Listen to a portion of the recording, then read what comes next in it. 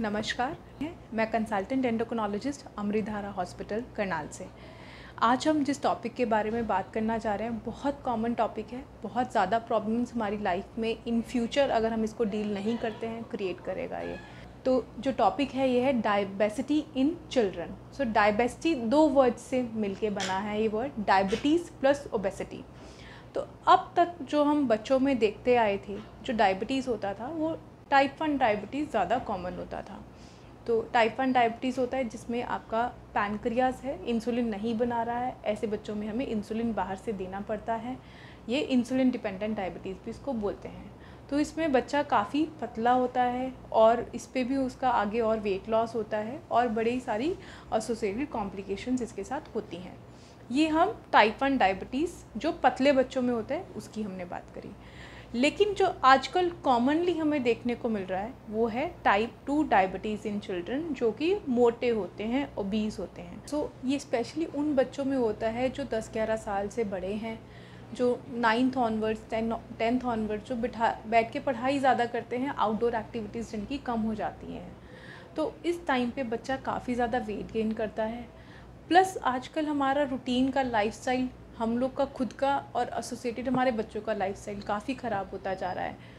Fried food जैसे burger, pizzas, fries, mayonnaise, चीज़, ketchups, ये बहुत ज़्यादा हमारी डाइट में इंक्लूड हो गए हैं। इवन सिर्फ हम बाहर से नहीं, हम घर पे भी काफ़ी बना करके इसको इस्तेमाल कर रहे हैं, यूज़ कर रहे हैं, जिसकी वजह से बच्चा वेट गेन ज़्यादा करता है। वेट गेन होने की वजह से उसको डायबिटीज़ हो जाता है।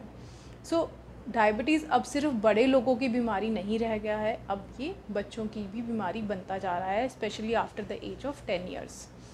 तो ये इसको हम बोलते हैं diabesity, diabetes plus obesity, obesity की वजह से डायबिटीज़ होना। तो पहले तकरीबन अगर हम बात करें तो करोड़ों में से किसी एक बच्चे को, 2 बच्चे को ऐसा डायबिटीज़ होता था। अब हमारे पास हर 1000 बच्चों में से अगर हम बात करें 1 को या 2 को ऐसा डायबिटीज़ हो रहा है।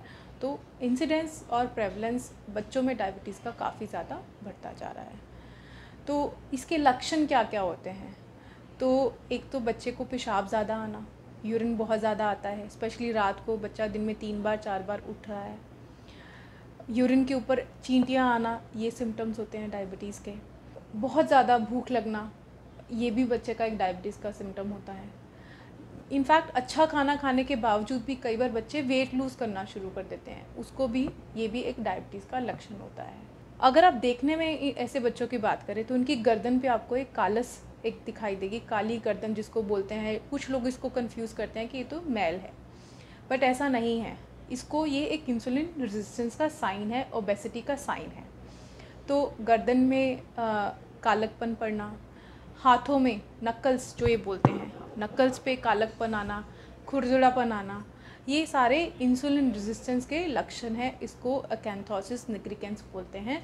ये फ्यूचर डायबिटीज़ होने का रिस्क हमें बताते हैं कि अगर हमें इस पे अभी हम एक्ट नहीं करेंगे तो आगे जाके आपके बच्चे को बहुत कम एज में, at the age of 15-16 years, बच्चा डायबिटीज़ इसको हो जाएगा। ऐसे बच्चों में थायराइड होने के भी चांसेस काफ़ी ज़्यादा होते हैं। और अगर बच्चा मोटा है, बच्चे में डायबिटीज़ आ रहा है, तो बच्चे की ग्रोथ अदरवाइज़ भी डेवलपमेंटली भी रुक सकती है।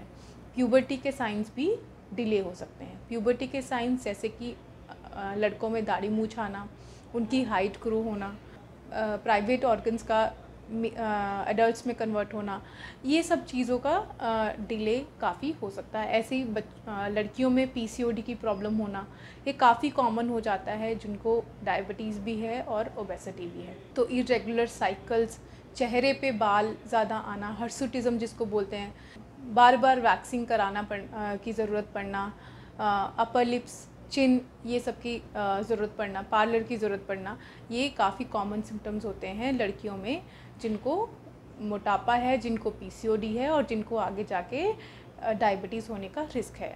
तो ये कुछ कॉमन लक्षण हैं जो डायबिसिटी के होते हैं। और अगर आपको ये लक्षण आपके बच्चों में दिख रहे हैं तो इसके रिलेटेड टेस्ट आपको ज़रूर कराने हैं। आपको हॉस्पिटल में आके अपने एंडोक्रिनोलॉजिस्ट या डॉक्टर से ज़रूर मिलना है।